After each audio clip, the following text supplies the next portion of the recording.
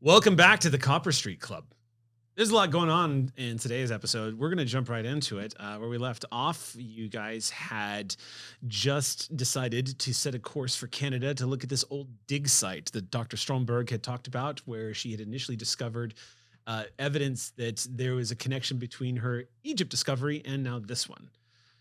There's also a discovery in Greece. There seems to be multiple sites that incite this weird creation myth that is linked to this gem that you're all searching for that is priceless and highly sought after. The stolen item known as the Priam's Pearl, or the Pearl of Priam. Yeah. You guys have decided to call up Lady Patience, book a flight using her money, which she tells you to do all the time, though as a quick reminder, in case it has been forgotten, she hates talking on the phone. So you guys have got yourselves a flight on standby. You were joined by a very mysterious warrior who is from some secretive society, calls herself AC. She joined up and helped you guys essentially rescue Dr. Stromberg, even though that's not why you were there. You were there to basically corner Asher and get the item that he was trying to fence, the item that was stolen from you guys in session 0, when you were just completing what you thought was going to be your final mission together.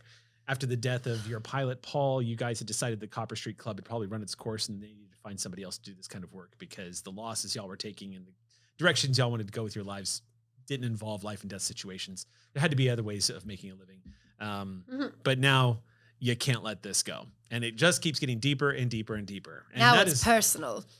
We're going to start with you guys pulling up to the airport in Burbank. And I do not remember, but it might be that the airport right now, this is the mid-1930s, the airport might still be called the Amelia Earhart Airfield. Ooh, I hope so. Because it was originally the Amelia Earhart Airfield here in Burbank, and then it became Burbank International, and then it became Bob Hope Airport.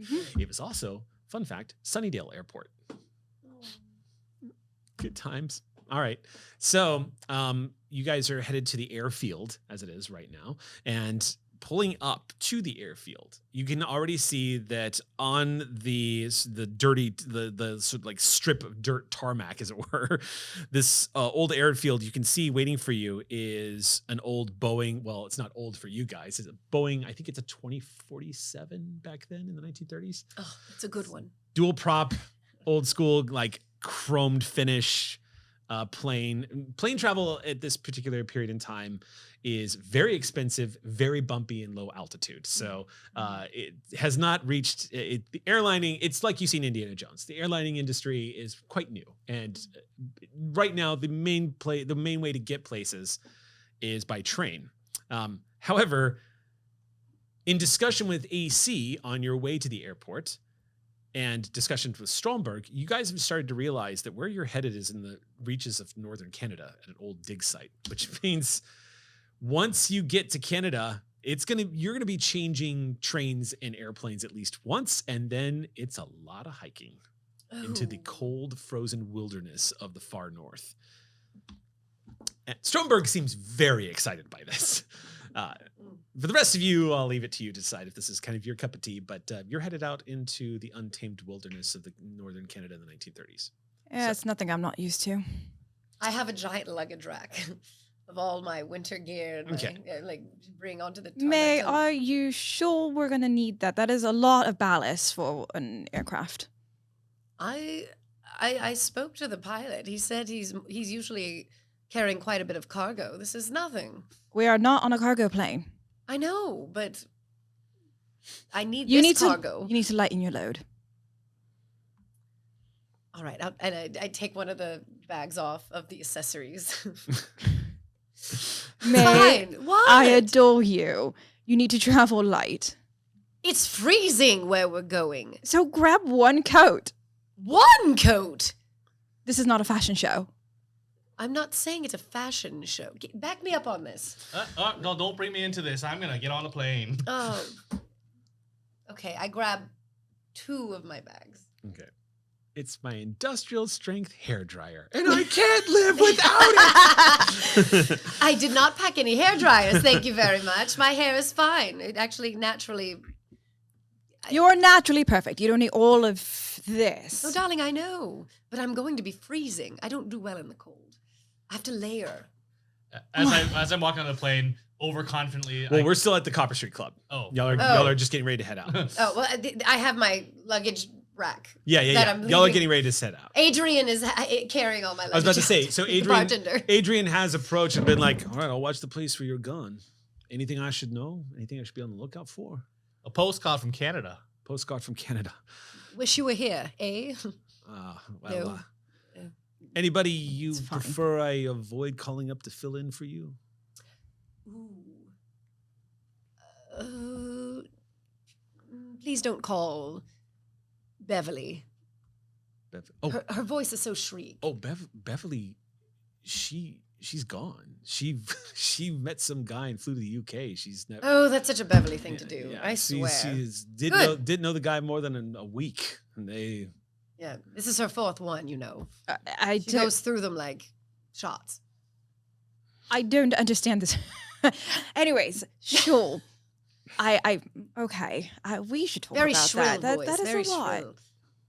What about, didn't you have a Veronica? Oh, yes, Veronica. Call her. She can fill in fine. I'll take care of it. yeah, I'll take care get of the it. boys to back her up. Sure. Yeah. Sure. And if no one can fill in, just have the boys do some instrumental jazz and, pour the drinks heavy. We'll stretch it out while you're gone. Perfect. And stay safe, y'all. Come back safe. Thanks, Adrian. I slowly put one of the other small bags on top of the luggage. I'm not she's looking not at this looking. point. Okay. Like, Like, All right. How did that one get back up there? So it's been 24 hours since you all decided to go to Canada. You were expecting the plane tickets to be waiting for you at the airport. When you guys pull up onto the airfield, as I was saying before, as the car comes to a stop and everyone's getting out, an unexpected sight is waiting for you, as well as this Boeing. Lady Patience is there. Oh. She's standing, she's dressed in the typical plain, bland sort of dresses that she likes to wear.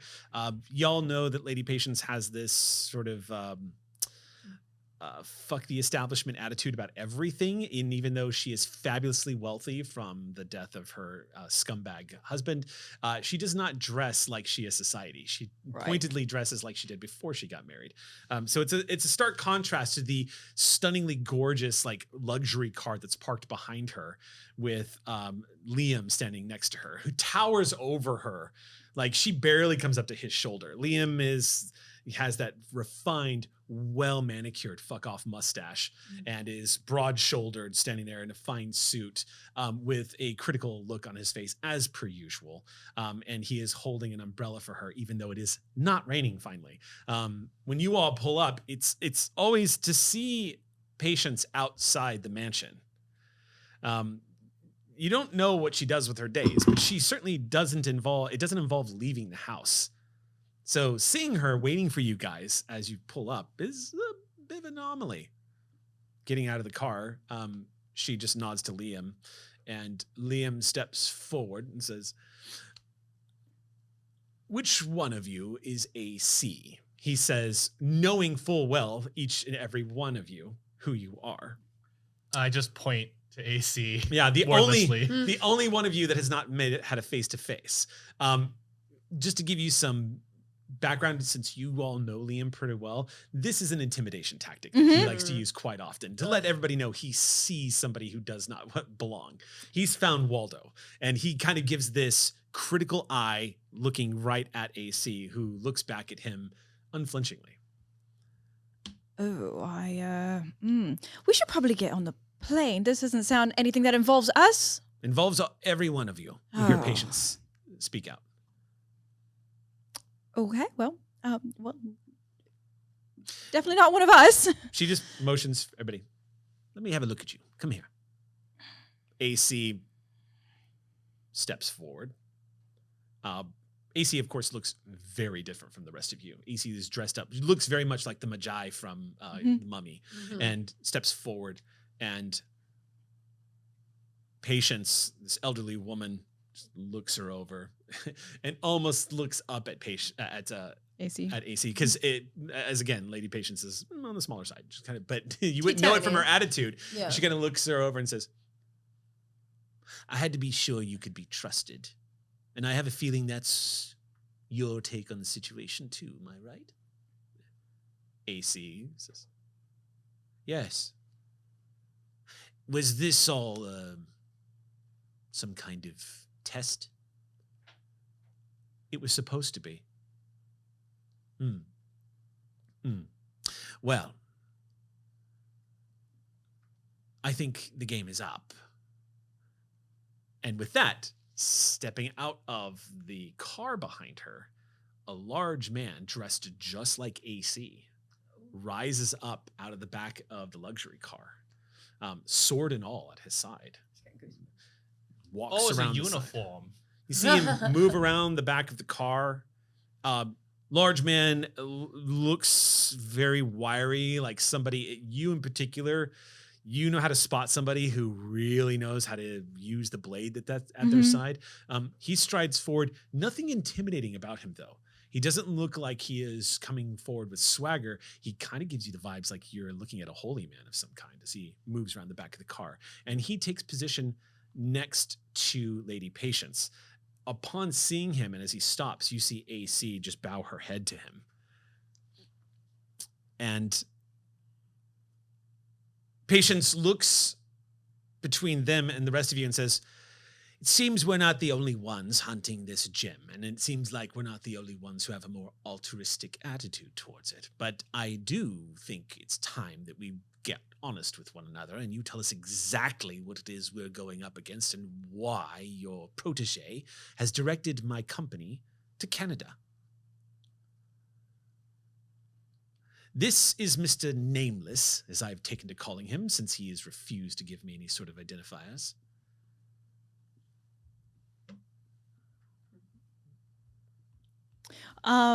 This gets a bit of a grin from AC.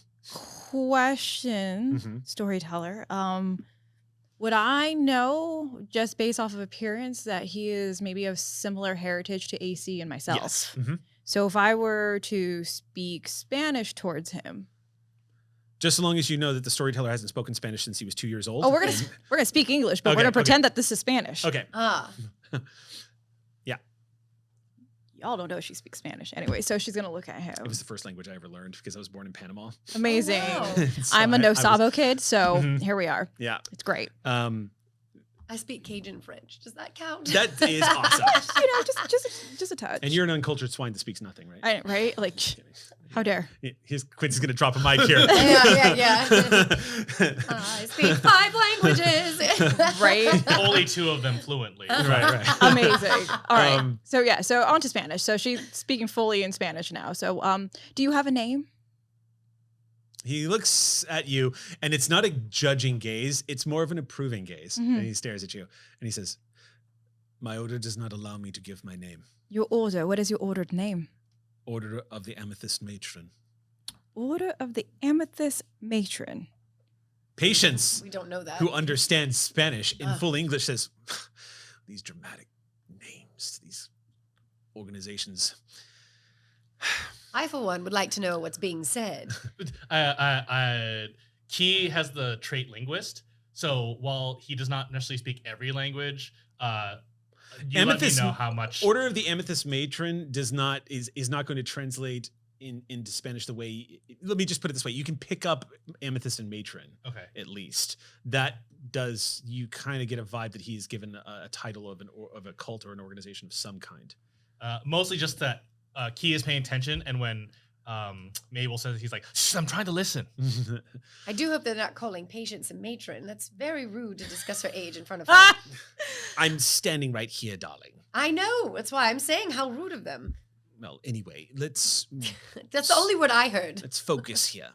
What shall we call you, though? Mr. Nameless, is amusing, and I appreciate it. So we shall go with that. Something about sin nombre.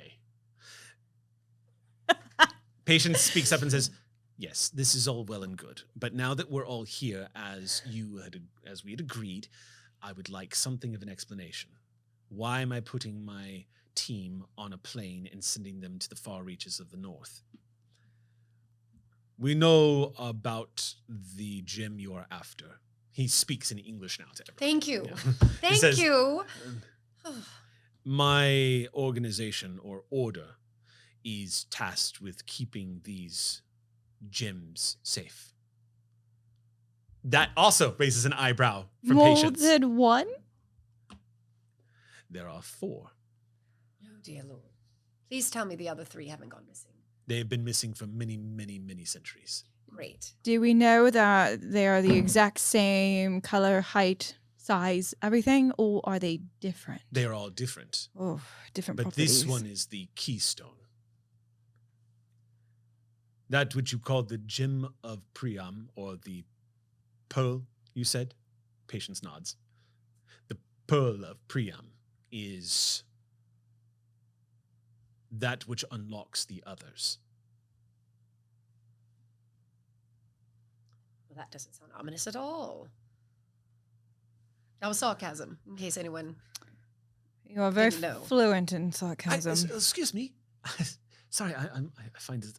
I have to ask the questions because this is very exciting. I've read up about this. Is it accurate to call you a cult? You see, Mr. Nameless says, "No, of course. Forgive me. But as I understand it, in some of the writings that I have, you are a what's this name of preferred opponent? Someone you particularly do not like. Nemesis? Adversary? Nemesis. Is it obvious? Nemesis to the cult of the unseen crown?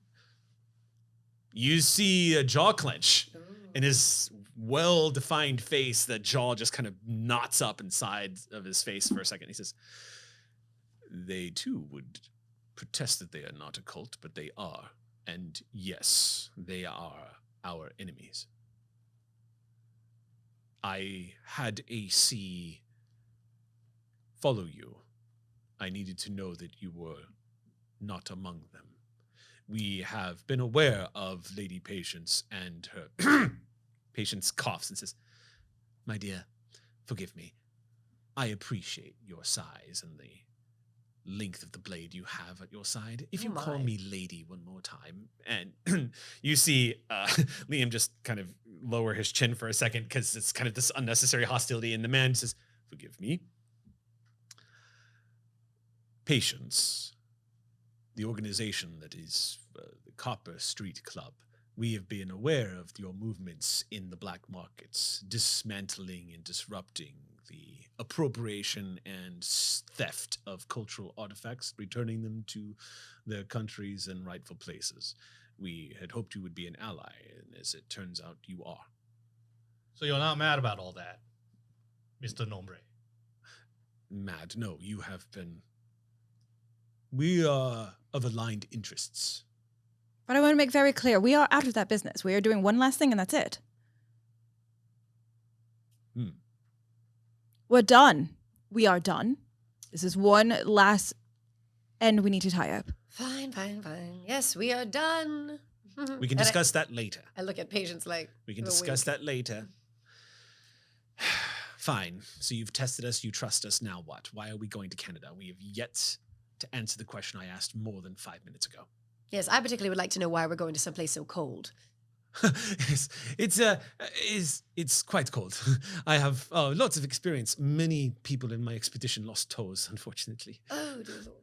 But great stories to tell afterwards. I love all Marvelous my toes, though. You are going to Canada because there is more to the dig site. There is more there to be discovered. We know this. And he reaches into his ropes and withdraws a small leather-bound journal. And he says, I believe you could be entrusted with this. And he hands it out to Dr. Stromberg, who looks at him curiously and opens it up. And she says, how do you have this? These are the notes from my dig. And he says, yes, combined with some of the notes of my order, who knows a little bit more about the site than your expedition ever discovered. She says, this is my handwriting. How do you have this? That's not important. What's important is we have been a part of this effort to protect you. And now that you have allies that will help, we wish to give you as much information as possible. And I require AC to come with me. That means we have more room in the plane for my luggage. Oh, for this is heaven's splendid sakes. news. I don't know why you need more than just the one bag. That's enough for me to do anything. Exactly. Well, there's the under layers, then there's the outer layers, then my shoes. It's very cold in Canada. And how cold could it possibly be? I'm sure it'll be fine. I've been around Heavy the world. tapping on the asphalt, Oh. like the gravel. Sorry, my dear. The patient starts getting impatient. Oh dear, and- the name doesn't quite match. He says, my people have not been able to enter into the dig site any further than you were able to get, but we have ancient documentation that shows that it is not actually a site for just an archaeological dig. We believe there is actually a structure underneath the dig site that you did not discover, according to the ancient texts of my order. Oh. So you're telling all of this to us because you're not coming with us. There are more than one gem. And because this one's trail has gone cold, the Unseen Crown are changing tactics, and we do not know what they plan to do next. If you were to go to the site and explore this loose thread, then it gives us a tremendous advantage of being able to wield two blades as opposed to one. That's advantageous. I see, we're splitting the party. You, Genius. and what if I say no? Patience says, what if I say that you should go to Canada and my people should be hunting down the Unseen Crown? I don't know. Where would we be going if not Canada? Someplace warmer, possibly? Potentially? Exactly. And he looks at Patience and says, I am happy to be an ally in this. But there are reasons why I have not told you everything. We will deal with the Unseen Crown. I guess we will deal with the dig site. Patience looks a little frustrated, obviously aware that she can't override you here, since you've decided to go. But she says, fine. So, the doctor's coming with us. Good to see you again, doctor. It's good to see you. Patience. I'm still not used to calling her you that. They are to fly to northern Canada to an old dig site in hopes of finding some ancient temple. And then what will they discover there? That I do not know, but I do believe, according to the writings, that it will be the next step in discovering the locations of the other stones. All right. You say dig site. Are we going to be provided the proper tools that we need? Am I going to have to be doing actual digging? No. I have a contact, a man who will be waiting for you. Oh, thank God. He's a bit enthusiastic about what he does. Some might say, and AC pipes in and just says, too enthusiastic. Yes, maybe too enthusiastic, but he is a good man and he will help you. Fantastic. I'm all for getting my hands dirty, by the way. Please don't. Yes, we know. Yeah, But just don't want to break You a see nail. Key bite into his toothpick to hold his tongue. I'm just saying, It's bad for the hands. I don't have the upper understand. body strength that most of you possess, and I just feel like digging and cold is just something that I'm not looking forward to. So, thank you for the help. Anybody who's got any kind of vibe on the situation, who's after getting all this lore dump, you can see that AC has a bit of a reaction when he says he's a good man. AC kind of has that sort of like, it's almost an eye roll. Okay. And Patient speaks up and says, And what name can you give my group here to find this good man of yours? His name is Vigo. How quaint. Vigo. Just Vigo? You see Mr. Nameless just nod like he's surrendering to the fact that he has to answer the question. He calls himself Vigo Rustblast. Rust Blast. Is that German? No.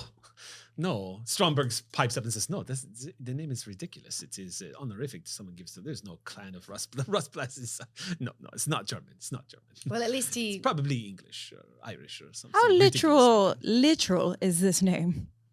Out of curiosity. Mr. Nameless says, it's just an AC interrupts him and says, it's literal.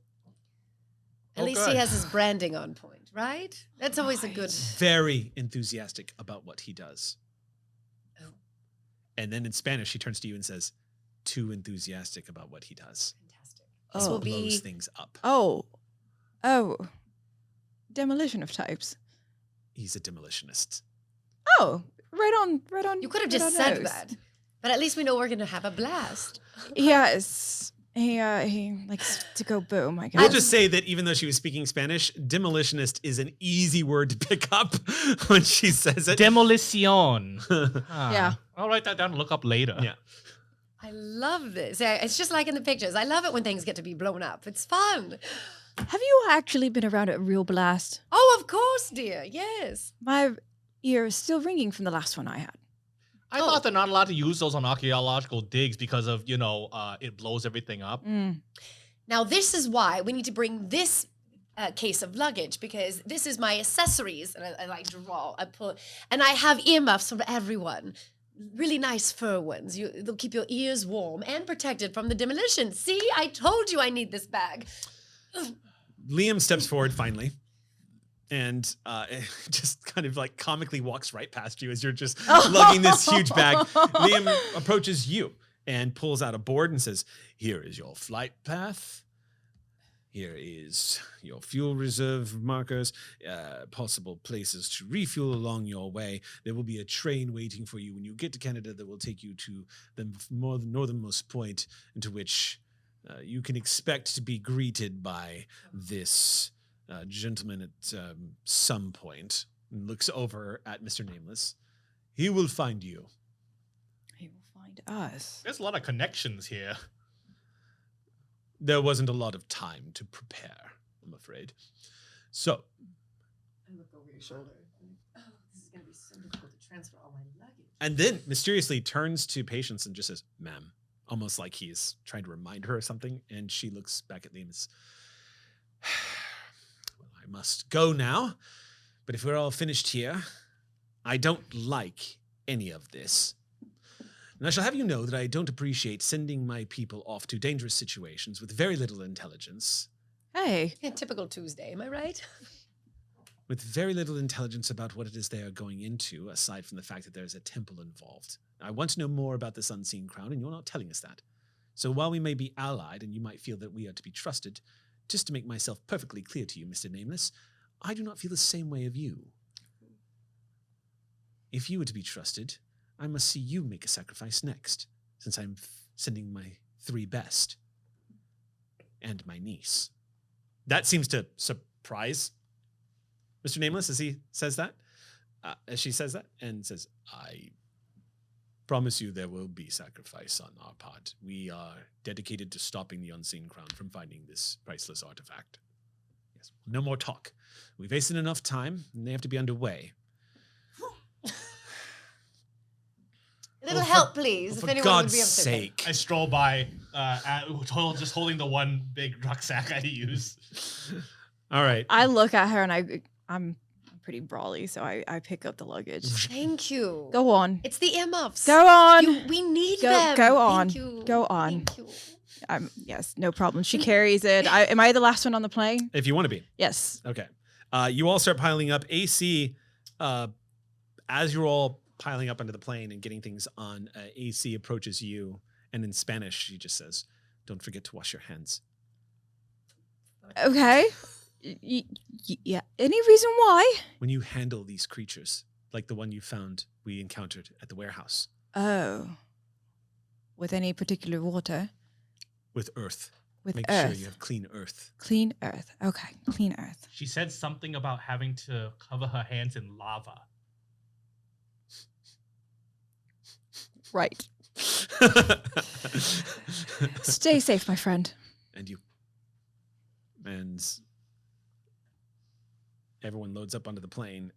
As the plane's door shuts, you pile into the cockpit, this big open area in the back where you see some rather barely comfortable seating, like this thin leather seating. It's, of course, this is the 1930s, so air travel is still in its infancy. As you're all piling into it, you see that there are provided parachutes and safety measures in case the worst should come to pass. In the front are 2 pilot seats. One of them is notably empty, but you see the half wheel steering for this this plane. All of y'all are kind of noting that Paul is not in one of these seats. But you do have clearance. You see there's a couple of the old headsets to put on as well. Old habits die hard for Isla. She obviously she puts on she has everything stationed literally perfectly. You could tell she was in the service somehow. Okay. So okay. everything's lined up. If there's an emergency, she knows where to grab it. But it is very meticulous to a point that it's very is something wrong with her? Okay. I slide into the other seat, not looking like I'm going to sit there for the ride, just enough to be like, and who do we have the pleasure of flying with today? Who are you asking this to? Oh, is there no pilot there? No, there's no one there. You're the pilot. Oh. Shh. That's why you were handed the flight plan. Because remember when Paul passed away, you became the driver of the group. and who do we have the pleasure of flying with today? There's 2 empty seats. You glance up and see your reflection in the window. Okay. So I still do that. So who do we have the pleasure of flying with? Holds up a mirror. It's the actor's worst nightmare where you're just handed a script and told to go on in 5 minutes. Oh, I thought I was just the messenger for... Okay. Key, are you okay up there? Yeah, just Do you need a co-pilot? Are you talking to yourself again, darling? No, I'm talking to Key. No, not you. Oh. I'm talking to Key too. This is we're all very confused. This trip is starting. Apparently I am. Okay. Do you know how to read the map? Yeah. I can read a map. I immediately nap. I start to I'm like, all right, wake me when our next stop is, please. So if I'm reading this dial correctly, negative means down. Oh no. As I flick the dials and switches. Click, click, click. Oh no. Stromberg takes a seat and says, I didn't know I was going to be traveling so soon. Going back to an old dig site. This is very exciting. Actually, you know what? Do I have anything? I'm about to say, actually, I played Amelia Earhart in a film once. Maybe I can help. Is that timeline? I don't think so. yeah. I'm just making it up now. I once played a pilot. Maybe I can help. On second thought, Isla, Yes. you want to read these directions Yes. to me? Okay, great. Isla breaks free from her her panic packing and gets in the seat. So Amelia Earhart actually doesn't go missing until 1937. So she hasn't gone missing yet. She is actually still flying. Is she just a famous aviatrix? Yeah, we know she's about? definitely a famous aviator. Yeah. Yeah, she's a real hoot at parties. So we'll say this is a pretty brand new airfield. Okay, we'll just kind of futz with the timeline a little bit. Yeah. Who has? I mean, I have a decent drive. Do we need to have a? Who has? I can read. I'm a cartographer, so I can read and navigate. I cannot pilot. I think basically none of I can technically do it. I'm rolling on a very mid pool. But hey, that's the fun part. Yep. Okay. Yeah. I mean, I can help, but I thought it would be more fun for me to just go to bed. Oh, To go to sleep. Wake me when we get there, darling. The quote of the Yeah. game. I could help, but I I thought it'd could be more fun help, if I went but to I bed. think I'm going to take a nap. I have to prepare. I have to hibernate for the cold that we're about to be in. mind you, it's like a tiny fuselage with a few chairs, right? If we Amazing, get yes. merch for this game, that needs to be on a mug. I could help, but I'd rather be. But I thought it'd be more fun if I was in bed. If I was All take a right. nap. Luggage is loaded up into the plane. The propellers are started outside with help some of the airfield staff. And you guys start hearing the engines roar on both sides as the plane begins to lurch forward. You are in the pilot seat. I leave it to you if Key has flown a plane like this before. Do tell. You don't actually have to tell us if you don't want to. I just. No, I kind of want to know. I think we all deserve to know. I mean, I've sat in the jump seat before. I've seen one in pictures.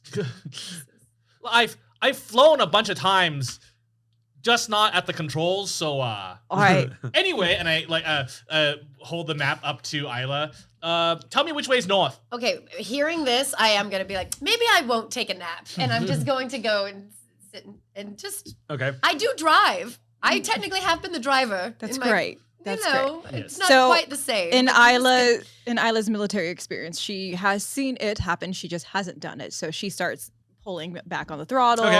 like kind of pulling Let's things just, together. we're all going to sit towards the front and help each other. Let out. me put it this way as a quick group effort. reminder. Since we're playing Outgunned, it's worth knowing that because you guys are essentially the stars of the movie, Yeah. if you have a point and drive, Yeah. then you can fly a plane. Yeah. yeah. I have Oh, a this is all point. for color. Yeah, totally. Yeah, this totally. is fun but for just, me, yeah. But just in case, like anybody who's interested in the system and how it works, essentially you can do. Now there is technically there are like penalties if it is an unusual vehicle. If it's like considered a rare vehicle for the game, then there is like what's called a hindrance that is against you if you try to fly it or pilot it. Like so, for example, if we're a pilot or you guys are what you are, but then all of a sudden the adventure takes a turn and now you're expected to sail a tall ship, and you don't know how to friggin' navigate using a sextant or anything like that, then you're going to be hindered. In this case, though, we kind of established at the top of the game that you were kind of replacing the driver for Paul. So Question for you, got storyteller. You got the basic grammar down for how to fly. What's up? Can I flirt with the plane? Yeah, if you'd like to. The plane it's metallic. It Great. does have padding. There's engines on it. There's all I kinds can of paint. definitely I can get it off the ground if that is a skill I can use. This is the Bonnie Gordon. I'm gonna manipulate the system. This is the Bonnie! Bonnie Gordon. Can I use acrobatics Yeah. to realign the Earth's poles? Like, Yes, this is how I You're play. gonna flirt with the plane. It was a joke. I can drive. I Anyway, swear. contact. And then as you're working this stuff, I'm starting to pull on the. It's a little bit of a team effort here, just to get. I have going. I have the headphones on. Gonna reach Okay. out to mission tower, make sure Okay. that way we have clearance and yeah, you guys got clearance to take off. Great. It's a pretty new airfield, so there's not a lot flying out through here today. great. I'll just be I'll just be sitting right here if you need me. Wake me if you need me. Like to the cockpit. I can't hear because I have the. Okay. But I do take off the earphone. We have clearance. We do have a couple of patchy areas here that is forecasted. We might hit a little bit of rough terrain, as it were, but we should be mostly smooth if you can get her in the air. Absolutely. Just so you know, my flight plan is, and as I'm like kind of pulling over, I reach over and just point a straight line from from Burbank up towards wherever we're going. Yeah, that seems like a good path, right? Okay, let's get fast. All right, so let's go. there's a bit of a mountain. There's a very large mountain area that you might want to pivot before you go north. You actually have to go towards the ocean first and then pivot. Pivot. Yeah. Pivot! I'll be from the back of the plane. Pivot. All right, so the plane gains you accelerate down to the end of the airfield and take off. This is the whole episode. Us just taking off. Yeah, I haven't yeah. even left yet. Oh, and by the way, you have to really hit the incline quite hard. If you just pull back, just pull. Pivot. Pivoting up. So the plane begins to gain altitude as you guys leave the airfield, the tires leaving the earth and begin to accelerate higher and higher. You see the angle of the plane. Stromberg was in the back, still mesmerized by this journal. She's been handed a journal which has even more writings and more clues and study, but still you can tell that despite the excitement, she is still quite creeped out that her personal notes are in this journal that he had for himself. Yeah.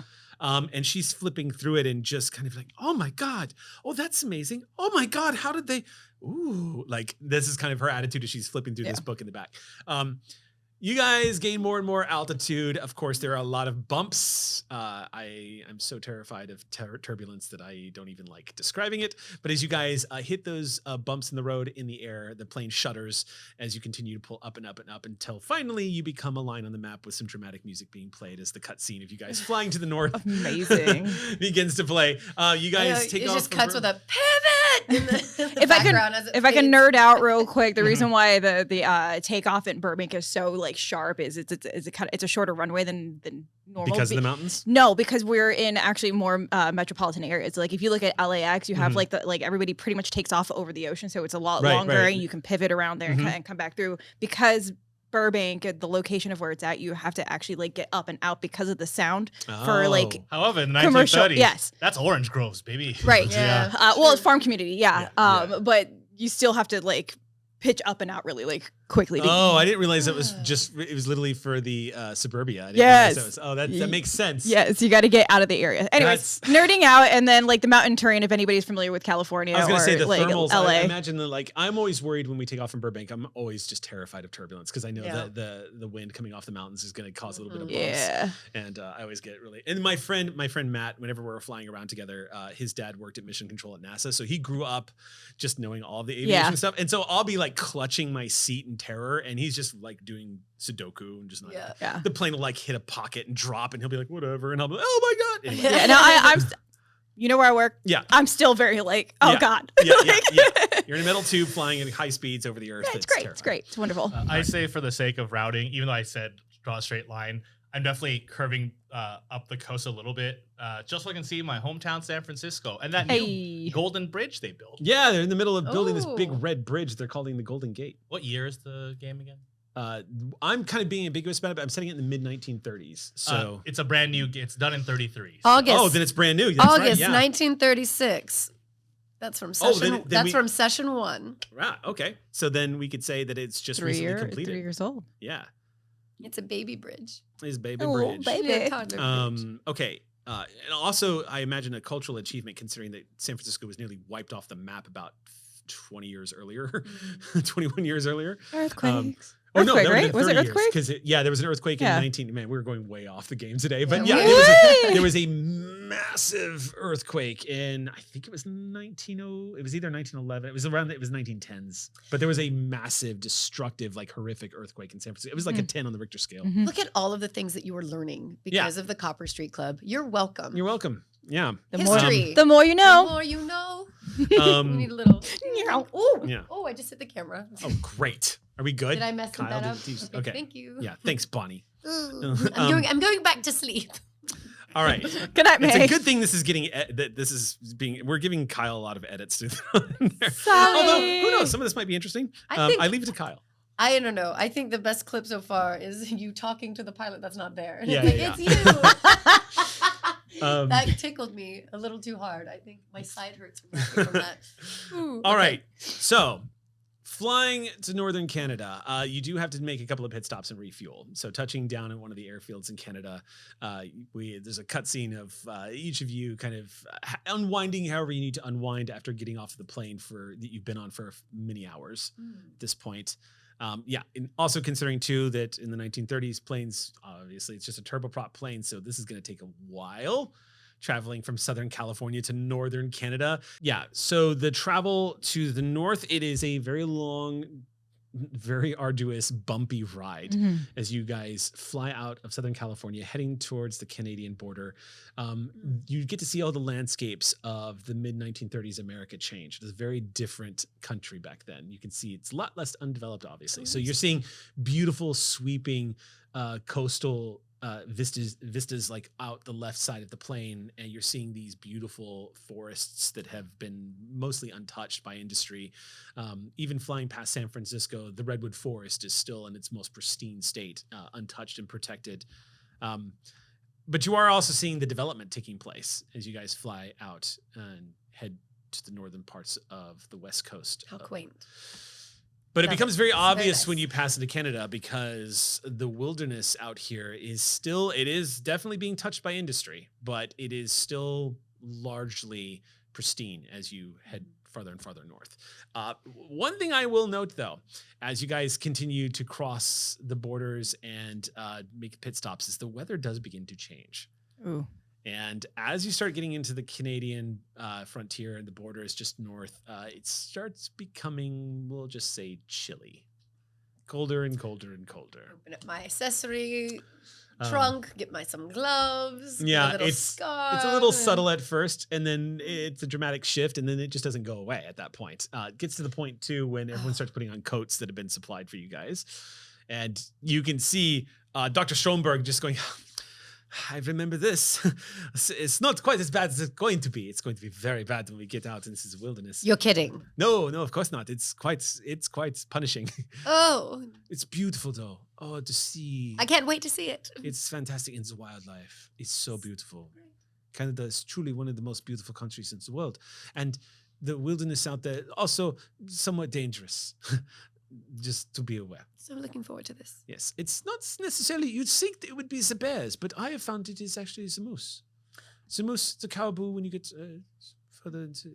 Key, are you okay? Yeah, it's fine. What's wrong? You're white knuckling. You're a little colder than the Bay Area. It is quite cold. Now, see, this is why... and I open the trunk, and I have like accessories in everyone's sizes. So I have like extra gloves for Key. Look, I came prepared.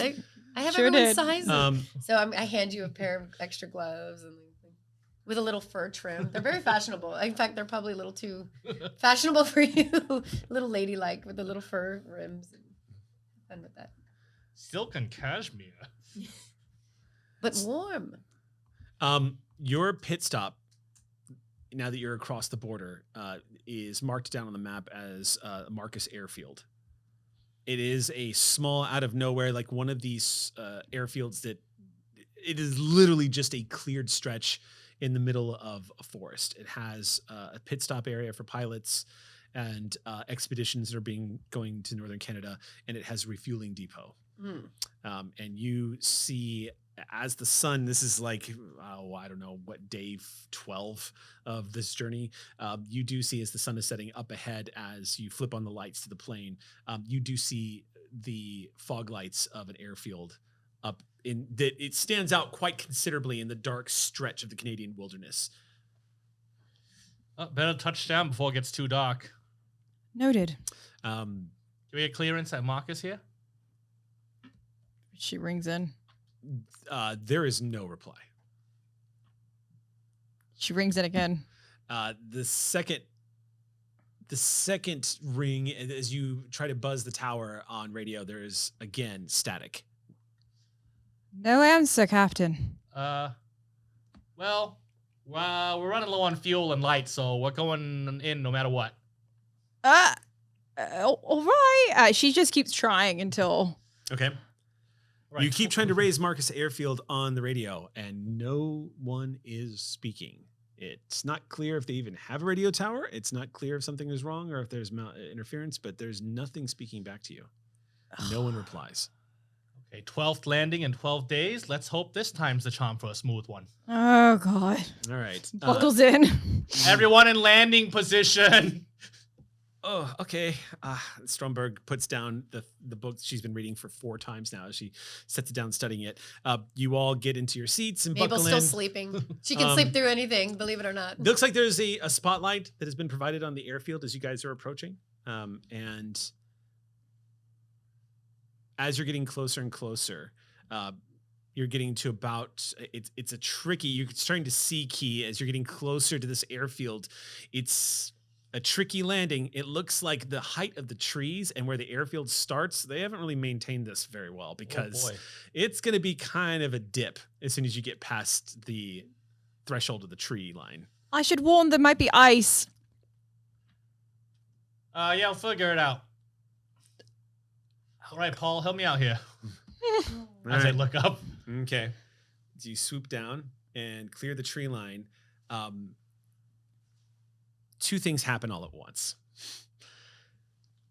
The first thing that happens is there's something on the runway, and you did not see it until you were about to touch down. The second thing that happens, though, is you don't really get a chance to really identify it. You think it's a truck, but the second thing that happens is the spotlight for the runway is suddenly directed directly into the cockpit of the plane. Oh, And you just see light flood in for a split second. The retina burn takes the image of the runway ahead out of your field of vision.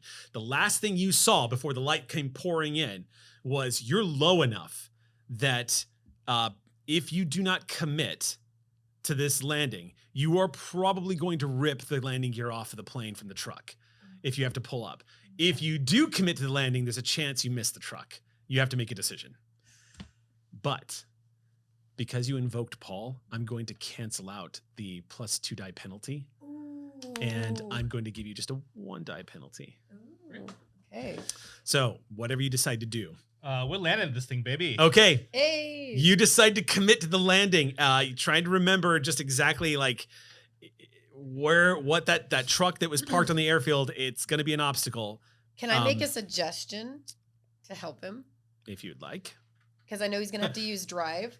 Can he use focus and drive? Because focus is like noticing details and recalling memory and knowledge. So he's trying to remember what. No, because this is Oh. and my argument as to why is because this is a moment of pure instinct. Okay. You don't have a moment to think here. You Okay. just that's why I was like, make a decision, and then whatever you're committed to, you're gonna go. But here's Trying to the be focused and yeah. drive. This is going to Just require remember an stuff. extreme success. So we are in Extreme the success. first roll of the game, Trying to and you were at a argue my way into hindrance, it. so minus a die. So, all right. Use your luck. Let's think here. I was like, oh, you have something else that's even more powerful than that. I do have something more powerful than that. By the way, yeah. this is a dangerous roll, which I means would do that a dangerous roll is a refresher. Dangerous roll means that depending on what you roll, if you fail the roll, y'all are taking damage. Dangerous rolls mean depending on like by what the like how much it was. So like, for example, if you fail a critical check, then it is minus, you lose 3 grit. In this case, an extreme is 9 grit. Oh. Very good. I'm using a spotlight. Okay. Yes. Using a spotlight. Remind me what happens if I use a spotlight on a roll situation. Yeah, no problem. Okay, so real quick, pulling up the spotlights. Oh, this is going to be a rules check. Also, I should probably use Let's the... say this is the time to use. Yeah, it. I was like, This is really just burning off God, the my luck. friend, please. Yeah. totally. Mabel's sleeping. Okay, I'm gonna spotlight. miss it all, but Okay, so to answer your question, spotlight, a moment comes into play here that every adventurer when they take matters in their own hands. So this is how it works. You can spend a spotlight to immediately and automatically succeed at an extreme success. You can save a friend, remove a condition, save a ride that's about to be destroyed, or you can do whatever you want within reason. But it's a quick reminder, when you spend a spotlight, you flip a coin. And this is ye old coin. And if it's skull side up, you get your spotlight, or I'm sorry, adventure side up, you get your spotlight back. So 50-50 chance that when you burn a spotlight, you get it back. Okay, so I'm going to do this real easy in terms of the description. Okay. I spend the spotlight, and the whole time, which is the F word in Cantonese, the whole way down, as I'm just purely working on, like, I'm mostly trying to remember how to land. Right. And then, of course, all that happens, right? There's a truck there. Yeah. Light floods the thing. Yeah. Do, as I'm just doing the motions of landing while trying to miss that truck. Okay. Could I add a little bit of flavor in there because Yeah. Isla's sitting next to you? Yeah, yeah. You've seen the scene in Fifth Element where they're doing the nosedive with the taxi and Lilu's like saying like the Yeah. whole. So you just hear Isla in another language, it muted, just like screaming as well. Someone in God. Spanish shouting in Spanish in the back. And Dr. Lucas probably in German, like doing her like 999. What's that? And I'm Swedish, sleeping. I forget. Dr. Lucas German. Stromberg was born in Germany, but she's from everywhere. Oh, Yeah. okay. So she's saying every language. Yeah, she's Yeah, she's got a... She's just like, this is normal. She's got a little. This is She's got great. like a mixed accent She's with going, like a bunch of "Wee!" different dialects all pouring in as she's like swearing up a storm in the back. Okay, so you burn the spotlight. Go ahead and do me a favor and flip this coin. You want the adventure side up, you get your spotlight back. Otherwise, Oh, it's a skull. You're going to lose your spotlight. No. But extreme success means that you are going to succeed. You are going to, however, it is going to total the plane. Oh, The good news, though, is none of y'all are going to get hit for this because you succeeded at it. So, the last second, following your instinct, you decide to just give that right wing a little bit of altitude so it doesn't clip. It does clip, but not nearly as bad as it could have been. You guys were about to slam, at least half of the plane was going to crash into the side of this truck. But now you're just losing the right wing. That being said, the next few seconds of y'all's lives is absolutely catastrophic. The world goes completely upside down for a moment. The plane, as it touches down, there's a brief moment where you can hear and feel the tires impact heavily on the ground, and then the impact of the truck rips the wing right off the side of the plane. There's a ball of flame that erupts and shatters the windows of the right side of the plane, scattering glass all over. And then you're all spun violently, skidding across the runway. The landing gears rip out from underneath the plane. And the plane goes down on a belly, spewing fire in an arc as it just skids at over 100 miles an hour across the gravel, through the snow. The tail end of the plane hits a tree and is ripped clean from the body. You watch your luggage and a lot of y'all's materials go scattering out into the dark wilderness. This is when I wake up and be like, what happened? My luggage. The plane miraculously flies between two trees and comes slamming to a halt against a rock face. The fire is contained mostly by the snow and the cold that immediately floods in, intermixing with the blazing heat that you're all experiencing now. The interior of the plane is hazy and red, and you guys your ears are ringing. Immediate terror floods into both of you. This is how you lost Paul. And right now, there's just a bellowing wall of smoke. You cannot see the cockpit coming out. Stromberg is completely dazed, and she's like, you see her in her seat, looking down, and she's fumbling with her seatbelt. I'm gonna get her out. You get her out. Closest to her. She looks like she's okay, but she's coughing as she's taking in lungs of smoke. She looks like she might be concussed, but too much happening right now to tell. Yeah. You are all unbuckling. So you hear the roar of the flame. I have the hardened feat, Okay. which is basically I can resist fear if I roll for it. Okay. So you lock in. I'm locked in. Like Right. there is still, I'll say there You're is still ADHD that or an like emergency, basically. Yeah. So it's like pulling stuff off, Yeah. wrapping face with the mat, like a scarf or whatever to get like away from the smoke, grabbing something for Keye, wrapping his face too, like jumping out, like grabbing whatever supplies I can find. Like I'm in like full military like moving zone. Right.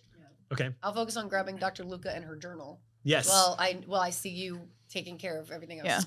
Yeah. Gain a point of luck. Ooh. Good job. I would just be that like, we might was- need this. That was going to be a detail. Ah. But Good you do job. indeed find the journal on the floor, dangerously close to one of the small fires that has broken out in the Ooh. interior. Ooh. And Ooh. you snatch it up.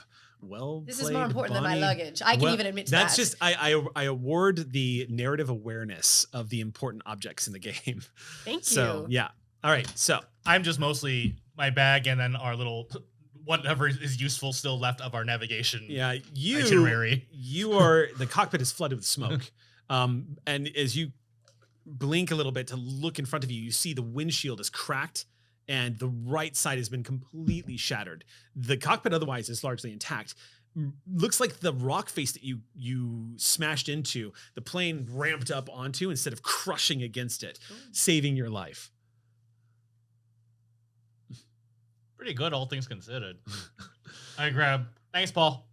I was about to say that was Paul. You nearly bump into Isla, who is coming into the cockpit to check on you. You see through the smoke, the yanking. two of you. She just grabs you and pulls you Yanking forward. you out. We're here. Side story, my friend Paul, who character named after, his call sign was actually stuck because he stuck the landing. So there you go, it's stuck. Oh. Like- Yeah, for those, Paul. so yeah, for those of you who are curious, the character Paul, who we've named in the NPC, is actually named after a pilot that Cynthia knew who did pass away in an air accident. So, so this is a tribute to him. And apparently, Paul did come to the rescue because that die bonus is is handy. Yeah. I'm gonna tell you what, because you decided to spend a spotlight and because you still invoked Paul, I'm gonna let you bank that +1. So we'll just say gain a luck Woot. for invoking Paul. All right. It is a terrifying thing to behold, the vehicle that you were in, because it brings home that none of you should be alive right now. As you step out the back of the plane, which is now completely exposed to the open air, you can see the tail of the plane about 60 feet away from where you guys are. It's laying on its side, and miraculously, a lot of your supplies are completely intact, still bundled up in the nets that were holding them. Amazing. They are scattered in the snow, but not scattered about. They haven't been broken open or anything, but the tail end of the plane is also on fire. The frigid air out here is a punch to the face, especially because you're stepping out of this wall of heat from the crash. Yeah. It's lighting up what would otherwise be a completely darkened night. And at that particular moment, I'm going to reinsert a little bit of knowledge before y'all are set loose to do whatever it is you're about to do. Everything that just happened, y'all have no idea. You who were in the back of the plane have no idea why this just happened. You suddenly remember that there was the spotlight and the truck. You're in the darkened night of the wilderness at this airfield. So, someone was blinding us from the airfield, and they weren't responding, right, Isla? Correct. I think someone was either trying to bring us down or trying to hide. Maybe both. Well, it sounds like they were obviously trying to sabotage our landing. Oh, there's just nobody really there. Somebody got hurt. Maybe take it Go away. check it out, or do we think we gotta avoid that place? Well, we have to find some kind of shelter from the we can't stay cold. out here overnight. How far are we? Last we checked, like how far is Marcus Airfield from like a real settlement or town or whatever? Y'all are probably about 60 miles from the nearest town. Okay. We're going to have to find some shelter for the night, and this airfield is the only thing we have. So I think we hunker down here in one of the bunkers. Yeah, we're not making a 90-kilometer hike. Mm-hmm. There is no pivoting anymore. Right. Okay. So Isla had already glanced over to see if anything, like all of our stuff was intact, as you had noted. So most of our supplies are mostly intact. They're all in the nets over there. So we just need to carry them over. I believe our coats are over there too. So Isla starts proceeding that way to Okay. grab the coat, because the worst thing you could die from is frostbite at this point. Yeah. Yeah, the subtle nature of frostbite hurts at first, then you don't feel anything at all. Yeah. So grabbing the coats, throwing coats at everybody to bundle up a little. What are you two doing? I'm going to help. I'm Okay. I'm Sure. freezing. Yeah. But again, see, this is why I brought my extra luggage. I brought stuff for everyone. So I'm like throwing scarves over people. They're all very beautiful. Did the luggage make but it? warm. Did my luggage made it? It was with the supplies. The luggage made it. The luggage made it. At least the ones I needed. At least the ones I needed. My accessory trunk. Look, I may be a little eccentric, but I'm not an idiot. I packed for us, for everyone. And I had extra gloves and The luggage socks. made it. Yeah, thank you. You spent a luck point, then you get to make it. So Thank the you. luggage luckily made it. Mic drop. Well, I suppose we should be thankful for the survival minks. Oof. Yeah. Not exactly a military issue, but we'll do the job. Do we try to see if we can shelter up in that airfield? Well, you said there was a light shining into the plane. It was supposed to be the landing spotlight, and then they shined it at the plane. Then there's It obviously wasn't shining before that. Then there was obviously someone here. There's obviously someone here on the airbase. It's the only shelter we can get to. Right. Y'all hear the sounds of a Jeep approaching. It's a Amazing. diesel engine of some kind. Get down, everybody. I do. hop- We all do. hop Everyone's behind gonna I it. hide? pulled Dr. Yeah. Luca down. Yeah. Yeah. Okay. You all decide to take a quick sneak check here. Yes. So here's what happens. You all decide to duck behind rocks, trees, whatever you can find.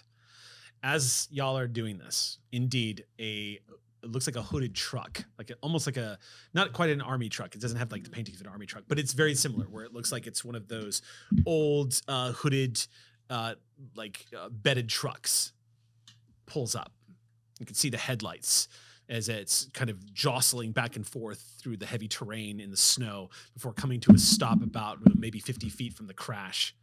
And out of the back, you guys see what looks like at least maybe 5, maybe more men jumping out of the back of the truck.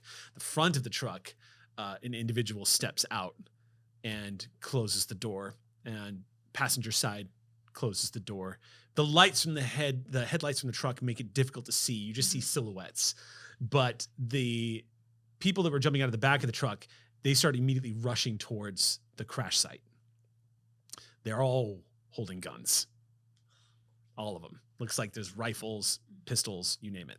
They don't look like they're wearing uniforms. They are wearing like coats and heavy coats and such.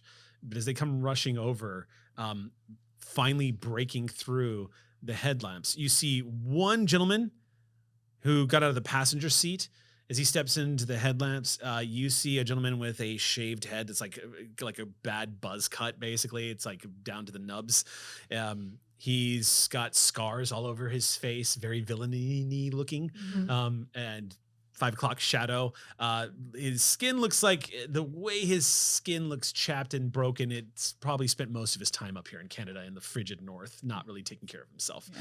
But he's also wearing heavy coat, and he has a pistol at his side, as well as what looks like a machete on his left leg, heavy boots. The guy who got out of the passenger seat is the one that draws your attention. He is a tall individual that's wearing a much more well-fitted looking winter coat styled wear. He wears a hat very similar to yours, not quite as styled, but it looks a little more plain. It's in all black. But what's really noticeable is the mask on his face. There is a featureless mask on his face that just shows a pair of smiling eyes. And he is an imposing figure when compared to the others. He doesn't look like he's of the same stature or build as the gentleman you encountered in the warehouse. He's a little bit taller, a little bit bulkier. Could be the winter coats, but the way he walks tells you in particular that this is somebody who's got some heft on him. He does not have any visible weapons at all, but his presence, the guy that got out of the passenger seat, follows like a couple of steps behind and keeps looking over at him like he's waiting for being told what to do. The men scatter about, and at this point, we're going to do a roll to find out if you guys are going to get spotted or not. Oh, no. I was like, I have an idea. Yeah. I also have an idea. What I'm going to need for everybody as you all see these guys running up on checking the crash. First thing I'm going to need is I need you all to make a crime stealth check. Oh. No. Easy peasy. Oh. Squeezy. Are you sure I can't flirt my way out of this? You can try if you get caught. No, I'm just kidding. Oh, good call. Okay. And Crime stealth. Okay. yeah. The difficulty of this is going to be critical. So you're going to need 3 successes. However, because it's dark and y'all are hiding behind rocks and trees and such, I'm going to give you a bonus to this roll. So everyone's going to get a +1 die. Bless you. 'Cause I need We it. get a +1 to our. Do we do one at a time? Yeah, we should do one Yeah, at a do it time. one at a time because we're all going to be rolling the dice straight here. Okay. So this is... Oh, so y'all are looking at me, so I guess it's me first. Yep, you're first. Easy peasy. 3 hats. You got it. You did Okay. it. Okay. These dice still love me. All right, that's All one. right. Let's see how Key does. Look how many dice you are rolling between the two. I only have 3. Sorry, love. Holy cow. Hats. 3. Scarabs There's and 3. 3 hats. There you go. 3 scarabs and 3 hats Yep. and a compass. So yeah, Okay. So I have 2 criticals. You want to give one Nicely to me? done. Can you just have? Yeah. What happens with that extra one? Does that kick forward in any way? When you Or is get it for later?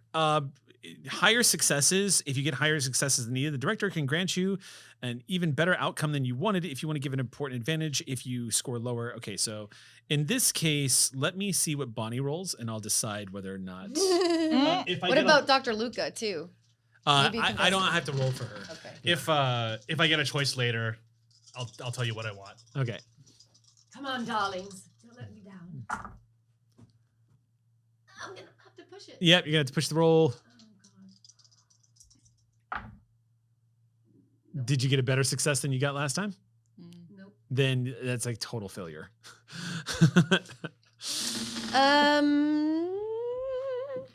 Okay. So Okay. So, out of curiosity, what were you wearing? a rainbow sequins. I was no, gonna say, no, what were you wearing? I mean, we'll say that it was practical, but also fabulous. A fabulously practical thing. Then here's how I'm gonna set the scene. Probably something with a little sparkle because I Excellent. wasn't ready. Yeah. I wasn't ready for the expedition yet. I had an outfit to change into when we started the hike. I swear, I did pack. You did, yes. Convenient clothes of that we needed. I assume none of this is actually happening. No, it's in my head. I swear. So this is how I'm going to set this scene and how it happens. Here's what I'm going to say. I'm going to say that because of your extra successes, you are going to be able to effectively hide the rest of you from being caught. Okay. But what's going to happen here is you all notice that as you have all run and taken cover, one of you was really lingering behind because they were very, very worried about the luggage. Who? And Who would do that? Waited just a little too long to get behind cover. The result of this is that you all clustered down and hid behind well-placed rocks to be well hidden. Mm-hmm. You jumped behind a tree at the last possible second, unaware that you're very,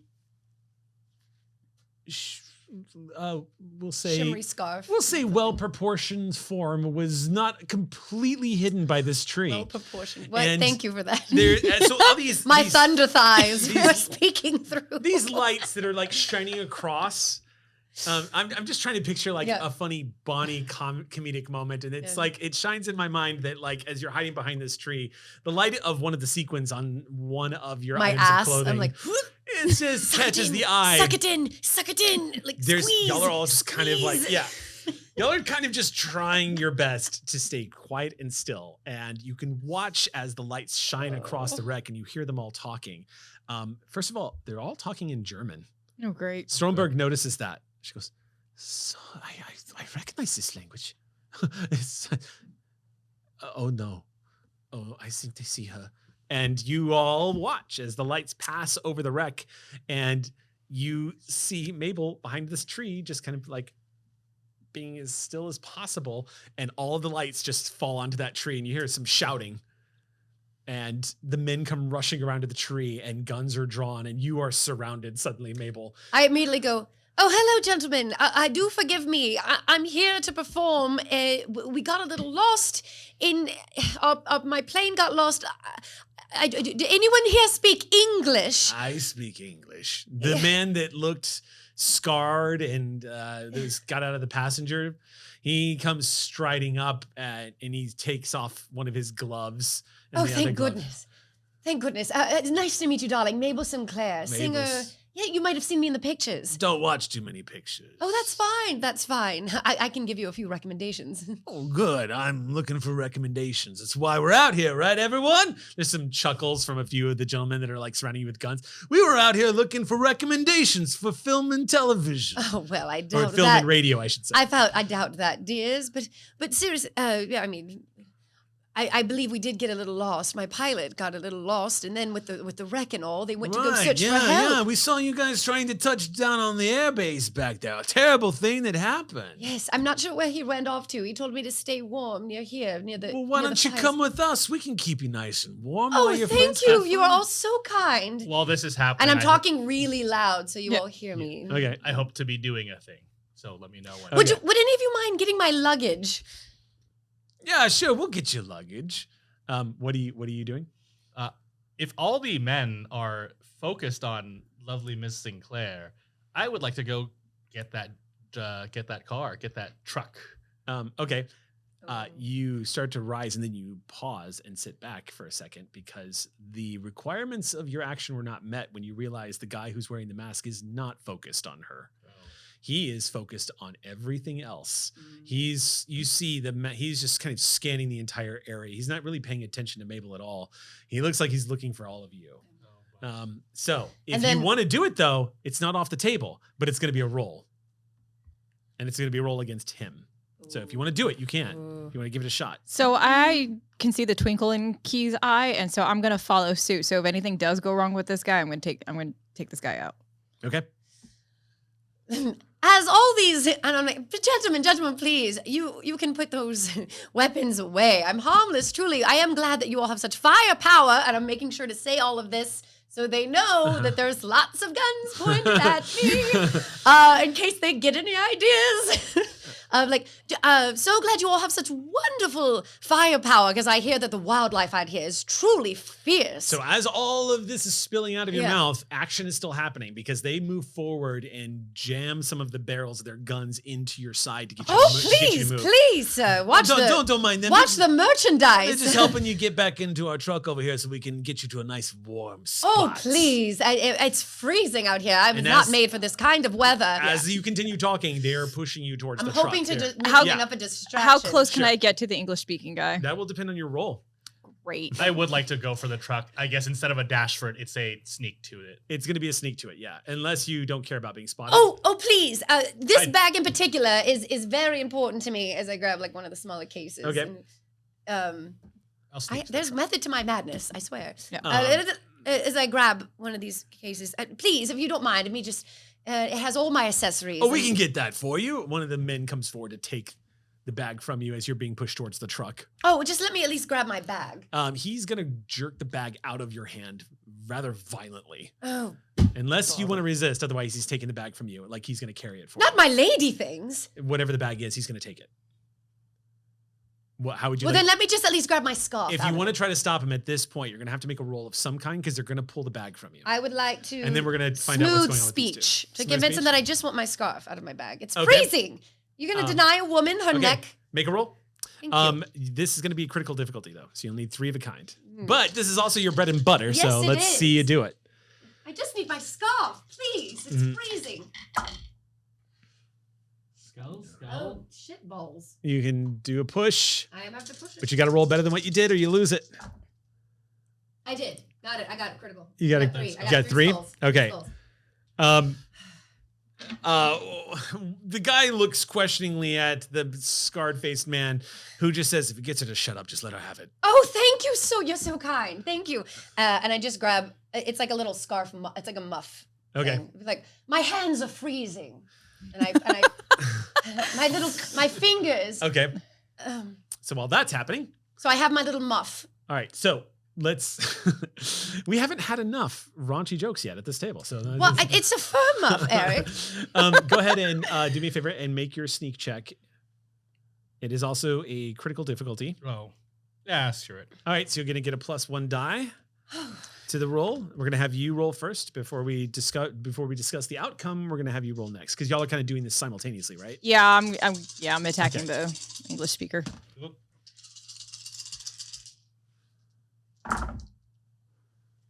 Hat.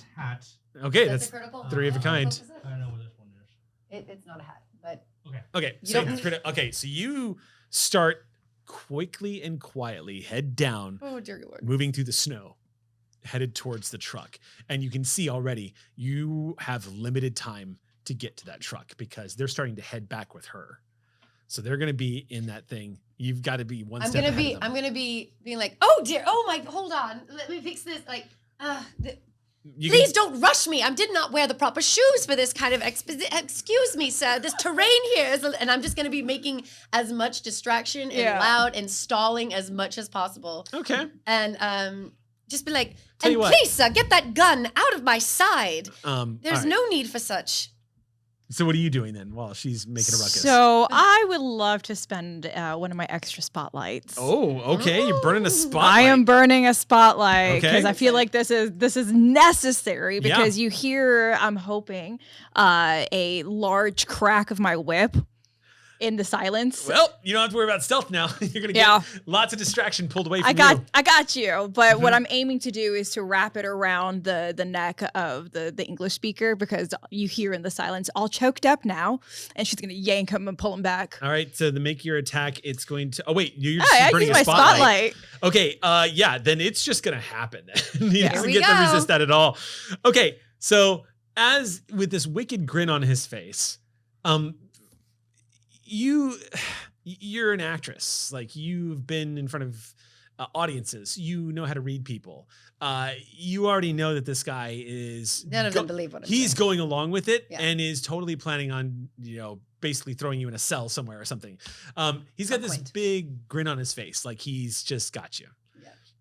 And then there's a whip around his neck. It's the coiling snap of the whip. It's like it appears It's about damn around time. his neck, and you see his eyes widen as he grabs hold of his neck. And there's a beat where everyone stops and freezes and looks, and then you hear tagline. All choked up now, are we? And Like, yanks. His legs kick up in front of him as he just completely loses his footing. Snow sprays up as he lands flat on his back, grasping at his neck with this whip around it. We're now in a big fight. Yeah.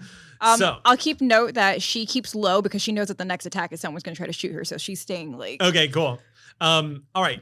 So big fight breaks out at this point. Y'all are gonna get to go first. Yeah. You have the initiative on this. Who would like to go? I'm gonna say that this is the start of the round. So whoever of the three of you guys would like to go first. I have a really cool idea, a great idea really quick. The man next to me that has Uh-huh. the gun in my side, I'm just gonna be like, thank you so much for letting me grab my accessories and shoot him, because in my muff was a gun. I knew it. I knew it. I was like, there better be a gun in My there. hands are freezing. I had to warm them up to pull the trigger. So he's not even gonna know. The gun has been pointing at him inside the muff the entire time. So I would like to shoot him, please. Oh, that's brutal. That I is so know. cold. Well, okay. it is very cold. It's very cold. He had a gun. in He had a gun space. on me the whole time. So I consider this self-defense. Yeah. Yeah. Okay. He would have shot me if he was given the All right, the so time. then I'm going to need you to just roll a basic. It's a basic attack. Okay. Which is what, like You need 2 Fight? successes to hit this guy. brawn fight? Or Shoot what is me. it? You're no, shooting. Shoot. Yeah. Oh, shit. So you're shooting. So you're gonna Shoot roll that. Yep. and would it be considered nerve? Could it be smooth because I'm so smooth? No, it's My usually legs? always the same. For shooting, it's almost always the same stat. So, So whatever it's- nerves and shoot? Yeah. Damn. Okay. Well, I'll take a luck. Just for fun. I'm gonna give you. I'm gonna auto give you a +1 to this because the setup is that you've managed to hide that you've got a gun in there. Yeah. So it's kind of, and you're at point blank range. That's true. He's right here. So yeah, He's basically like I'll give you 1 bonus die for this. Thank you. Yeah. Okay, perfect. Oh, there's 2. I got 2 successes. Okay. Is that all I need? Yeah, That's that's the all you basic, needed. right? Yep. Okay. You thank him. Yay. You basically say, "Thank you for helping me with my bag." And Yeah, bam! thank you so much for helping me with my luggage. There's a puff of like material and cotton as it explodes outwards, and the And I gunshot really goes love off. that muff too, He damn it. drops into the snow. Oh. That's he is down. All right, who's next? I'll go. Okay. As everyone We're stares all at you. looking at you Like- Yeah. I assume they're all in a cluster, walking towards. They were walking to their truck until the whole whipping happened. Not all of them. The gentleman in the mask was separate from all of them. Oh, But yes. the ones. Great. A full drive forward and to the mass of Yes. the soldiers with the truck. Okay, so you are. Okay, so you've So slipped. however okay, many are in a little. So you've slipped into the truck, and you're going to basically just trying to accelerate it. Run a bunch of them down. Okay, so just to give you an idea, the truck pulled up, Mhm. and they all got out, and they moved forward towards the wreck. So you could. Okay, yes, you can do this. I am going to give you a hindrance though, because the one thing that's causing this to be something of a challenge is the fact that Mabel is standing amongst them as well. Oh, it's fine. I do all my Could- stunts. so- Could you back out? The specific stunt move I want to do is run as many down as possible and stop just short of Mabel so that she can hop in. Okay. Oh, And tell you what then, go ahead and make your roll, and I'm gonna say that this is gonna be just a basic. It's they're henchmen, so go ahead and just make your basic check here. turn the heat on. And I think it would be appropriate to roll your drive. Yeah, definitely Yeah, drive. definitely drive, and whatever stat it's underneath. So nerves. drive, and nerves. Do your thing. You know You what? need a basic success. You're gonna burn a luck. Yeah, just Okay, so you're gonna get +1 die to the check. This is so fun. I love this game. We play it forever. Accelerate. All right. As the adventure music begins to play, Ooh. Oh, a basic. you got a basic success. Okay. I'm not gonna push it. Um, Yeah. If it's enough, that's enough. You're gonna clip at least one of them. they see it a little too late. One of the guys turns around and gives out the Wilhelm scream as you slam into him and goes flying aside. The other groups that were around there were reacting to the gunshot going off, and then a few of them dive to the left and to the right. And this truck with these bright headlights comes straight at you, and it stops maybe about a foot in front of you, Mabel. Oh, Need a ride? thank you, dear. All right, what Turn are the you doing? heat on. I am grabbing hopefully the pistol in this guy's pocket that I took down. Yeah, you can rush over to him and try to get that out. Yeah, he's got a pistol in a holster at his side. Yeah, I'm grabbing that. So I'm like basically like coming around, wheeling out, and like just like pop, pop, pop. Brawl like, check because he's going to try to Yay! stop you as you get over to him. That's It's amazing. critical difficulty as you rush up to him and try to grab at the pistol. He's gasping for breath and sees you and reaches up and tries to grab at you as you're grabbing at him. Boom. Wow. Snake. Yeah, we got snake. Three Critical. successes? Yep, Mhm. 3 successes. Hi. I don't know. This is the best. Y'all, you This is what we do. grabbing at his neck, you just reach down to unbutton and pull the pistol. Yeah. You've got a nice combat pistol in your hand. Amazing. As you pull that thing out, he grasps at you. It is now going to be their turn. On their round, starting off the henchmen, they immediately start just opening fire in a panic. So I'm going to need, I'm going to need you to make a defense check, and you are going to make a defense check, but you are going to get a +1 to your reaction roll here because you were behind the wheel of a truck. So yeah, And go this ahead is and make stunt, right? it. It's stunt. It's basic Yeah. difficulty. Hell Stunt. Okay, I'm actually Stunt. decent at this. Basic difficulty. So you just need 2 successes. I do my own stunts in the movies. Yes, you do, darling. Easy peasy. 2 success. Oh. Well, yeah, double basic. Double basic. 2 2 basics. stars. Yeah, thank you. 2 stars, 2 skulls, Okay. and a little heart just to add some flavor. That means, yeah, okay. So then you get a quicker, easy action. So we could say because you got 2 basic, you can actually use this turn to get in the truck. Oh, I do. Okay. It's Because amazing. if you scored a basic success above a basic success, you get a free Oh. quick action. Should I go try and get Dr. Luca?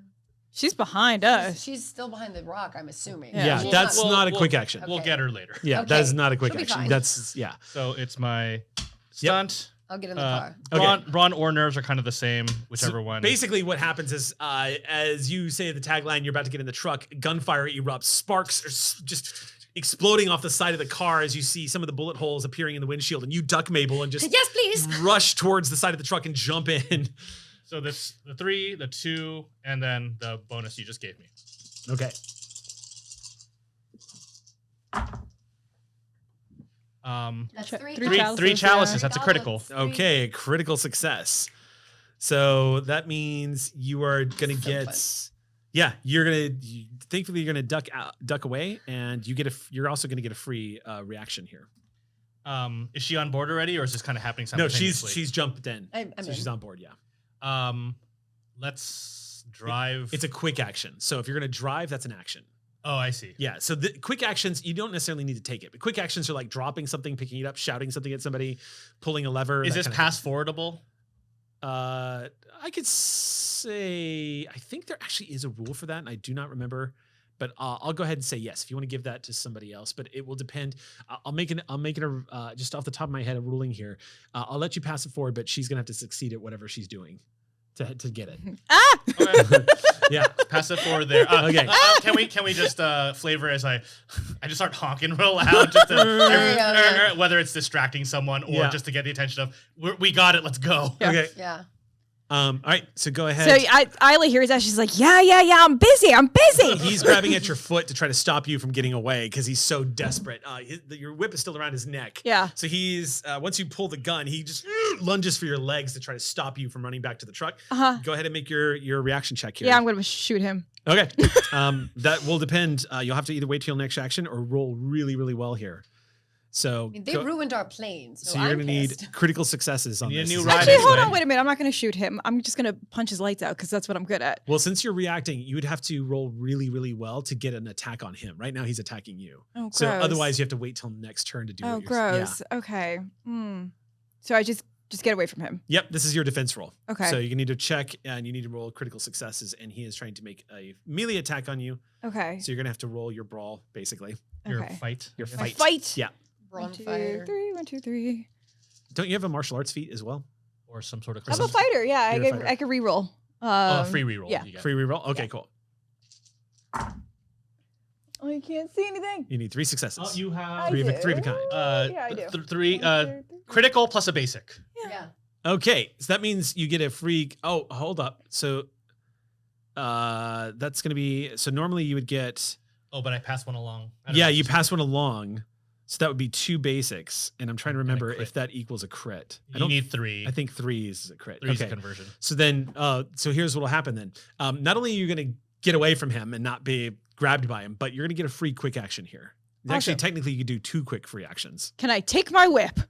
Yes, You absolutely. unwhip. Yeah, give me my whip. He gasps for breath as you just pull your whip back Yeah. with expert precision. Just kind of snaps back into a roll in your hand. Yeah. To a coil, and then you're gonna do what? I mean, got one more free quick action. If I'm trying to get away, I'm just You can dodging. move, yeah. Yeah. You can still do that. Yeah. Okay, so you get a move and you get a move action and a basic action. So, so you dash towards the truck. Yep. Okay, cool. That is going to be so Their action. that's so okay, yeah, because it's technically their turn. So but this will time out just fine because you didn't take a move action.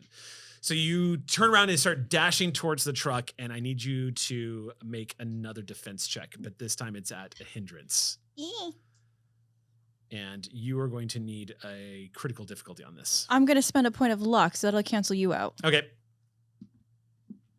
Womp womp. Ah, I can't get my luck card. Oh my god, having long nails sucks. It'll eventually get there. Someday. Oh, just Yeah. like somebody And just you grab the said luck. I was the one worried about Well, breaking it. since you can't pull the card out, I guess it doesn't count. No, hot Ah. luck. Oh, okay. Assistance from Take my luck. I know, right? Take my luck. All right, and then you said, what am I doing? It's a critical difficulty, and you're going to need to make. Oh, stunt. Yeah, it's basically it's a melee check, so you're just ducking. Oh. You need to push Two it. chalices. 2 chalices. So you gotta Can make I? it 4. Are we allowed to use feats on this kind of? Feats? Yeah. You can always use feats. What is it for? If it's applicable. Oh, never mind. Yeah, it's fighting. I didn't fight. This is Yeah. a fight roll. Okay, well then I get free reroll. Yep, you can do a reroll then. Does that mean you have to reroll all of them? Or But just I all of them? do, you do have to be at a hindrance because he has the martial arts feat. Yep. So the reroll will be -1 die. Yep. Sorry. How No. dare Sorry, you? sorry. Yeah, this one doesn't count. 2 basics. Two basics. So you can push it because you got 2 basics and you you have need to it. You roll, need right? it. Do you want to roll a rules thing right now, or do you want to just kind of go? No, with go it? ahead. Your free reroll counts as like if you fail that, you don't lose your basics. I mean, you don't lose your first successes, but it still counts. So this is that third roll that we're allowed. Oh, okay. That This makes is sense. the Right. all in or whatever. That's it right. Free is. rerolls don't count. So- Rather, they count as your Yeah. rolled without a penalty. Skull Right, without a or penalty. Chalice. Goblet thing. So this is an all in if you do it. I forgot Mhm. what the all in rule is. The all in is you basically roll everything you've got, and if you don't score a better success, then you lose everything you rolled. Well, it's nice knowing you guys. Let's go. Yeah. Nice. We all just cheered. That's a rule. That is true. That is. Let's see. That was amazing. Thank you, love bug. Ooh, that was amazing. Wow. Give me 1 sec. I know. I'm just, I'm like, I know. It is true. First of all, you spent a spotlight, right? Before. Okay, Earlier, so you need yeah. to flip a coin. We didn't do that. Ooh, that's right. I forgot So about flip that coin. You want the adventure side up. See if you get. I can't see it. No. No, Okay. go. That's Okay. okay. However, the reason why I had to do that is because you just gained a spotlight back because everyone cheered. Oh. So, yeah, So you're back gonna get a to 2. spotlight. Back Um, to 2 again. Okay, so you dash away from this guy, and as soon as you turn around, a wall of fist is headed right towards your face. Oh, great. You duck barely. It just brushes across the side. This fist is the size of your face. Yeah, great. As the masked figure swings that at you dude. heavily, you hear the wind whooshing past you as it barely misses you. That is going to be his attack on you. He whirls around as it is now y'all's turn. All right. I was like, if you guys don't take I'm an gonna act, take a shot. yeah. Okay. With Who are you my- taking a shot at? One of the thugs? One of the bad guys? I want to take the one next to her, but I'm worried that I might miss. It's up to you. Madam. Ooh, that's tough. Gotta That's decide. tough. Gotta decide. I'm the minion because they're closer Okay. to me. I have a better. Popping off a shot at one of the Yeah, minions. and I'm gonna use luck Okay. to get one out of the way. All right. Get a +1 It's to like the a roll. whack-a-mole. You need a instead of basic success. shitballs. All right. Here we go. Basic success, darling. All Who's the right. star? Me. I had two of them. One of the thugs who is just getting to his feet goes right back down to the ground. As you pop it, you just lean out of the side of the car and immediately pop off another shot at one of these guys. Take a nap, dear. Who's next? I drive over to same move. Let's see if I can drive over to Isla, but also do I run over the masked man while I'm at it? No, because Isla's in front of the masked man. So you'd be driving and stop because she's broken away. So Okay. you're gonna get to Isla first. He's behind her. That's fine. We'll drive to Isla. Okay. Let's do a pickup for Isla. Okay. I don't know if that's a roll necessary. Um, Let's make it 1. All So right. go ahead and make your nerves drives check. Let's They're just just see. waiting for us to Let's fail. see how this goes. I want to see how this goes. I have a crazy idea afterwards, though. I've run out of extra meta points, so let's just do a straight roll here. All right. So to swing by and grab Isla as she's running towards you, I'm just going to say this is just going to require a basic. Oh, All right. All 4 different. Oh, but I don't even have a base success to build off of. You'd have to go Yeah. all in. No, there is no. I can't do you it. can't you can't push rolls if you don't. get Unless it. I have a special skill, which I don't have for this case. Yeah. Shit. Okay. So you immediately start to accelerate the car again, the truck toward the Isla, and the truck. As Isla, you see the truck, you see that Key is in the driver's seat and he starts angling the truck, accelerates towards you Yeah. and gets to you. Yeah. Easy enough for you to, on your next action, swing and jump into the truck. Okay. Stopping going towards her, however, not quite as dead stop as you're in the snow now. So Amazing. in the same moments, go ahead and make your roll. Are you going to jump into the truck? Question. Yeah. Because we're in an action movie. Yeah. Which side of the truck is facing me? Is it the front end or the back end? It's the front. So Because it's I the was driving front. at you. Yeah. Amazing. So, yes, I'd like to jump on the hood. I'm not getting in the car yet. Okay, you leap up onto the hood. Yeah. Okay. Because I'm crazy. You don't have to roll for this. I'm going to Okay. just give that to you. But yeah, for your action, basically, you just leap up onto the hood instead of taking the time to get into the side of the truck because I'm guessing the impulse is just get us the hell out of here. No, it's not. Not really? I'm crazy. Ah. So I'd like to crack my whip at this guy and get it around him. Okay, so you're going to leap up onto the hood and then you're going to try to get up onto your knees, I guess, swing around and then whip this guy. Yeah, I'm just going to crack it at him. Okay. The hope is that he blocks it. Okay, so you jump up onto the hood. Yeah. That you don't have to roll for. Great. That's your move action. Yeah. You whip around. And the plan was to whip this guy with... Whip it good. Unfortunately, as Key is slammed on the brakes, the truck continues to move. Amazing. So as you whip around to slide, your eyes widen as you see you're just rushing right up on him. Okay. And as you rush right up on him, he puts his hands out and stops the truck. Woo! He goes, the truck slams into him. Oh, no. And the truck goes, and he just like digs in. And you almost go pitching off over his head onto the ground. I'm going to need you to make a quick roll here as a reaction check. I'll be like, This is not how I was wanting this to It's go. a critical difficulty as you're up on the hood of this, the icy hood of this cold truck. Oh my gosh. Piece of cake. 3 scarabs. Instinct and, takes over. And 2 compass, so critical and a basic. And a basic. Okay, so I'm going to say that you're still going to get your attack on this. So you reach back.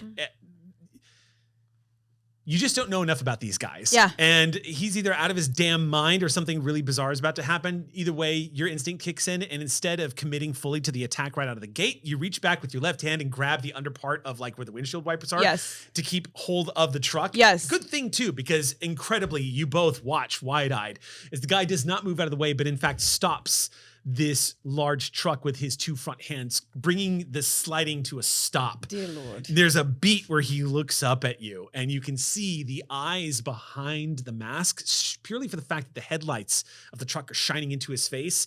They are milked over. Amazing. Like, they don't look like they necessarily are seeing anything, Yeah. yet looks directly at you. Amazing. Where's my whip in this situation? It's in your hand. Okay, I'm wrapping it around his neck. Okay, go ahead and make the attack. It's Okay. critical. Actually, I'm going to take a spotlight on this one again. Sorry. Hold on. I need to check. Okay. There Is it one spotlight per there scene? might be a limitation on Okay. how many spotlights problem. you can burn. Session, maybe. Yeah, because I don't think it's per session. It might but be per It scene. might be per scene. So let Okay. me just double check, because spotlights are uber powerful. Totally fine. But I don't think there is. So I'm let me always just do a in the rules check, spotlight. rules check, Oh. rules check. No. No, You no, want- yeah, I'm ready yeah. for my close up. This is a very Jonesian I love action this. scene. I love this. Spotlight. Poor Dr. Luco. It's It's like Yeah, I we recently, gotta- it's like I Yeah, recently We watched the will. movie. We just have priorities. Let's fair. see. Adventures. Yes, I have a moments of- priority. There's something I really want to do with this. Is it this one? No. Okay. Dice. There it is. Spotlight. Okay. Moment extremely blah blah blah. Rolling dice. You can have up to 3 spotlights at one time. You flip a coin when you spend one. The only exception to the rule: gaining a spotlight rewards. Blah blah. As a general rule, whenever 1 luck is too small. Additionally, adventurers who collect 6 luck can burn it for. It does not say anything about how many spotlights you can burn. As long as you got it. As you never spent it. Spend them if you got them. The only Mhm. exception to this rule is if you save the life of a friend, that results. They get in the spotlight.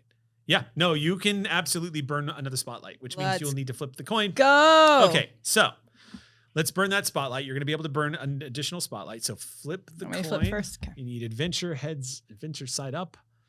Oh, It's skull. Yeah, it's totally skull. It's skull. So But you're it gonna. didn't land on the box. Just All right. So what were you trying to accomplish with this? So I'm trying to wrap my whip around his neck It's and gonna tie go- him to the car. Oh, okay. So. Okay, so I was like, what do you tie it to? I know exactly how this works. So if you don't mind, I'll just describe how Go you for tie it it. onto the You, car. you know exactly what I'm trying to do. Okay, so whap, the whip cracks again in the night and wraps around the guy's neck. Disturbingly, he doesn't react. However, there is a reaction when you immediately elbow the windshield that was behind you that was shot up by bullets already. Amazing. Cracking a hole into it, you thread the whip through one side of the windshield and out through the other broken side of the windshield. And now you have this thing hooked around that center Yeah. beam because it's not one solid glass, Yeah. it's 2 sides. So you have it hooked around. He is now hooked onto, you've got basically plugged onto the truck. It's going to be up to, it's going to be up to Key whether or not you guys drag the man now. I just look at Key and I'm like, go! I already took my action. You already took your technically, action. So it's going to be their turn now. So on their action, the goons are not going to open fire this turn because there's a guy currently pinned to the front. The guy that was on the ground though, who's coughing, you hear him, and as like the camera zooms in on him, and there's a rage in his eyes. He's just, I'm gonna kill that bitch. As he gets up and reaches for his gun and realizes that it's not there, draws his machete and screams as he charges towards the truck where you are. You see him screaming as he's running forward, holding this machete. The thugs are all gonna rush the truck this turn. Oh, great. Some of them are jumping into the back of the truck. How many have we gotten so far? You've Like, got. Let me just know- double check. I I know believe I you've got. shot- I've shot 2. Yeah, I I believe ran you've one taken. over. Yeah, you've And you taken ran- down. I have here. Hold on, I can look at their hit points because one of the snazzy things about the system is that it tracks. It's very much like Star Wars, where it tracks hit points or kind of how many guys you were. This is Okay. so Feeding. fun right now. Okay, know. so you guys have gotten 3 of Okay. these guys. So there is still quite a few left. But yeah. Okay. They're rushing and jumping into the back of the truck. Some of them are going to try to make it around to the other side to pull you guys out of the truck. They're probably, it's going to depend on whether or not they can make it. They're basic thugs, so they're probably not going to be quite as proficient as you. The guy with the machete, though, is going to rush up to the side. On his action, his movement action is, I'm going to say his whole action is getting up. Well, that would be a quick action. So he's going to get up. Yeah, and then he's going to, he'll rush towards the truck. Okay. he is going to get to. Okay. I see this unfolding differently. He rushes up with blood in his eyes, wanting to murder you. And as he gets close, just as he's about to reach you, his left hand, his machete over his head as he's coming up, the gentleman who is in front of the truck, who is currently got a whip around his neck, his arm, without him looking, the guy doesn't look, his right arm shoots out and grabs the man's hand. He was rushing up to attack, and you can hear the sickening crunch of bone. The guy lets out a scream, and without a second thought, he takes the machete and cuts the whip. Oh. You hear the wrenching of bone in the guy's arm as he lets out a scream, and your whip splits right in half. We'll get you a new one, dear. It's fine. As he frees himself right there. And then holding the machete and this guy in his hand, his move action is to climb up onto the hood with you. Oh, no. But I spent a spotlight for that. What a drag. I know. But we didn't get to drag him. I know. Keep in mind that the spotlight was you got what you wanted from Oh, the spotlight. Oh, yeah. But then the action now passed back to him. Yeah. The storyteller took it away. It sure did. Well, He giveth I know. and he taketh away. I'm sympathetic though, because you did burn a spotlight. So why don't I do this? We'll compromise. I'll Okay. give you that spotlight back. Yay. Yeah, so you can get that back because you had rolled a skull, right? On that Yeah. spotlight. Yeah. So yeah, we'll say you didn't roll a skull. You've got that spotlight back. Thank you. Yeah. Okay. Um, That's fair. yeah, because it is kind of, but the thing is like you got what you wanted from the spotlight. So now how is the villain, how are they going to react to like try to counter it since I'm Yeah. not burning a spotlight? That's fair. So, Mhm. so this is kind of curious because I want to pause for a second just because what you wanted to have happen was contingent on another player taking their action and they didn't have any more actions for the turn. Yeah. So it wouldn't have been a roll to drag him, but because there was it was offset by the fact that it was their action. Their So yeah, action, okay. yes. That's so fine. That makes sense. Yeah. This is what this so is. then we'll say we'll say you get your spotlight back. Okay. And then I'd rather have my whip back, but that's fine. you can still get It's that. fine. That's It's cut. yeah, that's true. But in this game, you can actually burn cash or anything like that to get a whip. Plus, you're all in Northern Canada, so it's not entirely impossible to get something like that. It was sent to me. No, just kidding. Okay. Let's go. It was a special whip. Okay, fine. I gotta use one for dog sled teams. Yeah, Right. exactly. It was a cool whip. Oh my God. So, Rest in peace, cool whip. all right. So, with that, he has not climbed up onto the hood yet because he's used all of his action to do everything he just did. But the guy who was attacking you, screaming and stumbling back, he can't get away because the man who's holding the machete has his hand clenched in his fist. So he is being wielded as the machete is himself. That's going to be the end of all the bad guys' actions this turn, though. It's setting up the next round. So it's now all of you guys. What would you like to do? Oh my goodness. You need to do a thing. Floor. I'm just gonna keep driving. I'm gonna punch him and just tell you to floor it. Okay. I guess that happens first. I'm gonna floor it after she punches. Okay, Well, make a what- drive. I will try to get our Dr. Lucas because that's the How? last.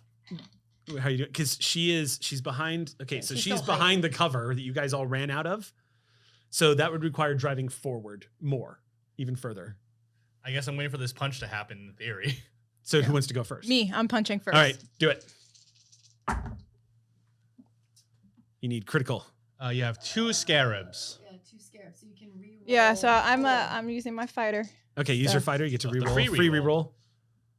3 skulls in it, so critical plus basic. Basic. Okay, excellent. Thank you guys. there Can't is- see from here. Yeah, it's totally fine. It's hard to see. For all the impressive shit that he just did, it's counteracted by that meaty, like over the top Indiana Jones meat slap punch. As you see him cut your whip. That rage that was in the Wait, dude's face. The stage combat sound. Yeah. Yeah. Y'all watch as this impressive, powerful, terrifying individual gets decked across the face. The mask, Yeah. his head just bounces back as you full on like lean into the punch. With an additional basic success, I'm gonna say you can knock him off the hood of the car. Excellent. So he is gonna hit the ground in front of the truck. Excellent. Oh, convenient. And he is flat on his back. That is going to cause the guy that was wrenched in his hand to scream. He doesn't let go of him. So he is going to also fall off to the ground. They're on the ground. So now unfortunate. Now what would you like to do? I will drive straight forward over them first. Okay. And then we'll go drive to pick up where we think Dr. Luca is. Okay. The truck lurches forward after you You hear a scream and a sound of somebody going under the tires of the truck. And Canada does have rough terrain. You drive forward. You come to a stop right in front of the rocks as you see Dr. Luca's eye. She just peeks up from over the rocks with fear in her eyes. And I hold a hand out for her because I think I'm still on. Yeah, I'm still on the hood. Yeah. Okay, she rushes out, also holding one of her bags and the book. She goes, okay, come on. Gets up, she pulls up, you get her up onto the hood. So now it's difficult to see because there's two people onto the hoods of the car. Just get her in the damn car. I guess it's difficult. And now she's up on the hood, and you guys start to hear the sounds of people in the bed of the truck. That's when I was just like, you keep driving, and I'm gonna go play with the boys in the back. That sounded dirty, but I'm gonna go do what I do best, which is not that. Okay, so then you are leaning out the back of the truck. Yeah. As you kind of lean out of the passenger seat, one that opens up the passenger seat for you guys to easily slip into on your next action. But you watch as Mabel slides out of the side of the car, and you see there are in fact some of these thugs that are like climbing up onto the top of the truck. And a few of them, you can hear them inside in the bedded area in the back. It is closed off from the cab that you guys are sitting in, but they're in the back of this truck too. What would you like to do? So how many are there? You can see two that are currently visible. One of them looks like he's trying to scale to the side. You made eye contact with him. Yeah. And so as you like lean out of the side of the truck, you can see him like sort of like edging along the side of the truck, holding onto it for dear life, trying to get to you. Okay. There's one guy on the top. Okay, great. Is there anything in the truck? You don't know. Oh, you mean in the cab? Like in the cab. No, nothing in the cab. Okay. Were you sitting in the front watching me? I was in the front. Yeah, so you're in the cab. I was going to go into the back. So, but you were watching me, right? Yeah. What is happening? Don't you have a special feat that you can copycat? I do. I do. So I just watched you were watching me deck the hell out of that, and I was like, that looked like fun. So I'm going to use my feat, watch and learn. After someone succeeds in an action roll, I auto succeed. Okay. So as this person is like right off to the side, I'm just like, let me try, and then boom, just deck him really hard. Okay, you swing off to the side of the truck. So I auto succeed in that. Okay. To knock him down to the ground. Again, another meaty punching sound as you just swing out the side of the cab. You gotta do the chest sound. Okay. There it is. Yeah, they just like deck him right on the face to knock him back down. I was like, that is fun. Ooh. He goes spilling off the side of the truck into the snow as he just leaves the side. He goes sailing off into the dark and just hits into the snow, crushing into the ground. I'm so proud of you, May. Thank you. It's like we're driving and it's like really loud. Okay. Through the shield. Yeah. Okay, it is their action. On their turn. Wait, no, that's right, because you drove forward. Okay, so on their turn, some of these guys in the back of the truck, you can hear them shouting, and that's it. There's a lot of shouting in the back of the truck. One guy who was climbing over the top, you can see him get to the top of the truck, and he's got a weapon in his hand. It looks like a blade of some kind, and he's moving towards the driver's seat. Oh no. He gets over to the top and he just starts stabbing through the driver's window. So I need you to make a reaction check. I don't you like are that. seated, so it's not like it's easy to dodge this. So you're going to be at a hindrance for this one. Great. What am I rolling here to avoid getting stabbed while I'm driving? This is like making a stunt shot. So it's like, I'll dodging. do stunt. If I get stunned, I'll take it. Yeah. It is. It's like dodge bullets is stunt. So I would assume this would be like dodging an No. attack. Dodging bullets is different. So stunt is dodge bullets. It says that's what I mean. It's different then because that's specifically delegated Would to it be endure maybe? I think it's going to be, hold on. This is the only problem with me trying to see. Because stunt is jump or run recklessly, dodge bullets. But so it's like endure would be like to soak it, I assume. Endurance would be the to thing. Let's see. not if I do get stabbed, not to be like. I believe this is a. Yeah, this is a fight check. Fight and brawn. Oh boy, no. all Fight right. enemies barehanded or in close quarters. So yes, this is no. to avoid getting stabbed. Can I use my muff to block? You cannot. You're on the other side of the truck. I know, like, throw what the do I need muff for you? and- What's that? What do I need here? You need basic success. Okay. Already. You can do this. You got this. You're hindered by one You got die. this. Let's Oh, see if- hindered by one die. Yeah, because you What? have. Oh, because you're because driving. think of this. You are in the seat of a car, and there's somebody stabbing into the window. You don't have a lot of places to dodge to.